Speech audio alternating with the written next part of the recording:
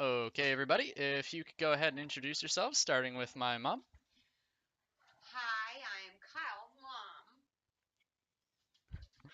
Very good. Okay. Uh, Adrian? Still Kyle's mom. Uh, great. And Cameron? Cool. And awesome. Okay, so I've linked a PowerPoint below in the chat if you'd like to look at that, which corresponds to the speech you're about to hear. And I'm going to go ahead and get started. So, where do you go when you decide that you want to get a pet? If you're like 13-year-old me, then your first thought was probably I'll just go to Petland or PetSmart or something. 13-year-old Kyle wanted to get a pet bird to replace the one that had recently passed away due to an accident. I convinced my mom to get me a cockatiel, which I promptly named Mervin. I loved that bird, at least for the week or so that I had him. You see, Mervin died due to complications, respiratory issues that were, well, he was, for lack of a better word, defective. Uh, According to my vet, he had these problems due to his genetics or inbreeding. The cautionary tale of Mervyn stands to highlight an issue with pet stores in America. There are an estimated 10,000 puppy mills operating in the US, generating thousands of genetically defective animals for sale that people buy all the time. There are literally millions of good pets currently available in shelters nationwide. And they all just go unused. Uh, so long as puppy mills are supported financially, they will continue to breed more and more pets, perpetuating a cycle of pain and death for profit. What exactly are puppy mills? Well, puppy mills are organizations which breed animals for commercial sale as pets in large quantities with an emphasis on profit over quality or the health care of their product.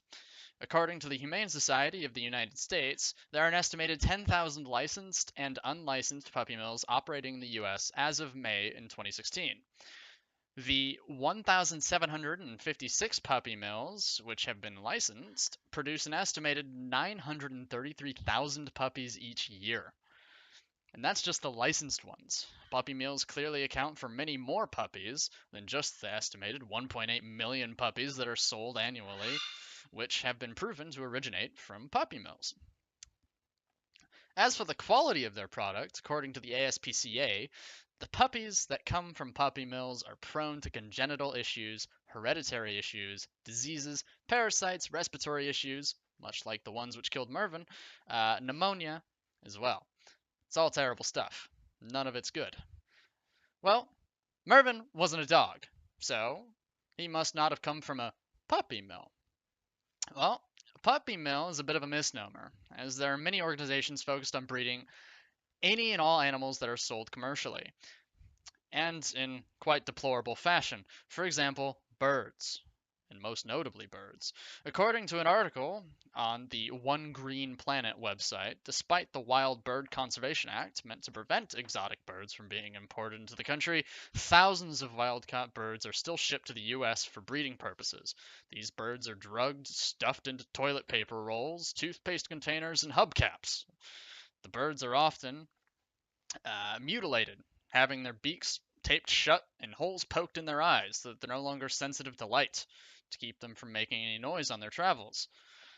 Only 1 in 6 birds is said to survive the travel, and because of this, smugglers plan ahead, often capturing 4 times as many birds as they plan to sell to meet their bottom line. Because of this practice, 1/3 of the parrot species are under threat of extinction.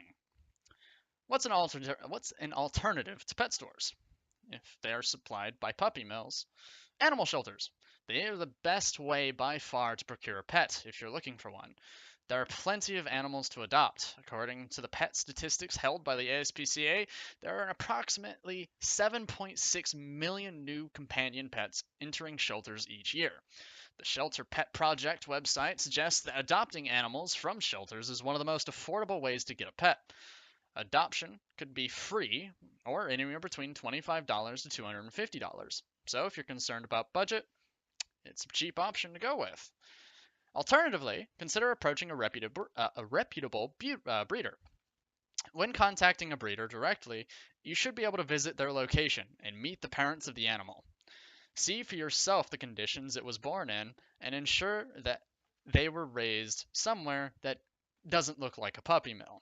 According to the PupQuest website, a reputable breeder will almost always insist on meeting you to determine if the pet is right for you, in addition to socializing the animal. What will continue to happen if puppy mills are financially motivated and unknowing pet store shoppers keep buying from pet stores? Well, millions of animals will be born and subsequently die due to overpopulation, but adoption could alleviate those numbers.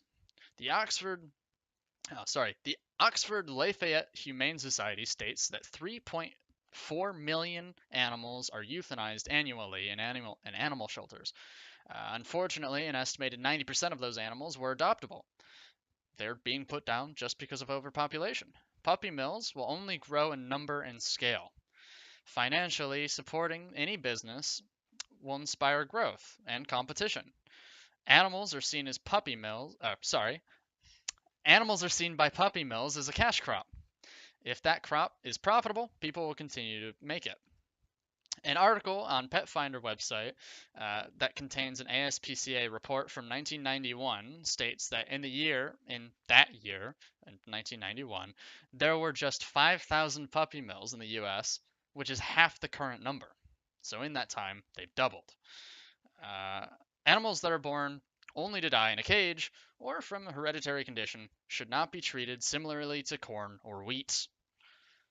Puppy mills are cruel and disgusting organizations that profit off of misinformed consumers. Getting one's pets through adoption or respectable breeders are the only ways forward. Supporting puppy mills will only result in furthering the cycle of animal abuse. So, the next time you are looking to buy a pet, consider shelters. Please. Thank you.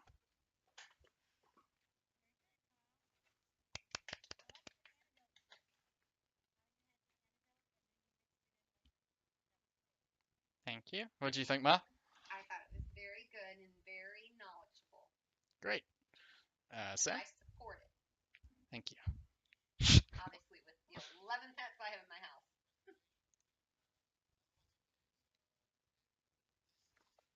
See, look, I brought you in from a puppy mill. Great. I rescued you. Cameron, what do you think?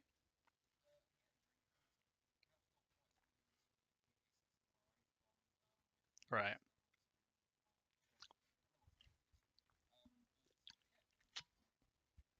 All right. And Brenda, what do you think?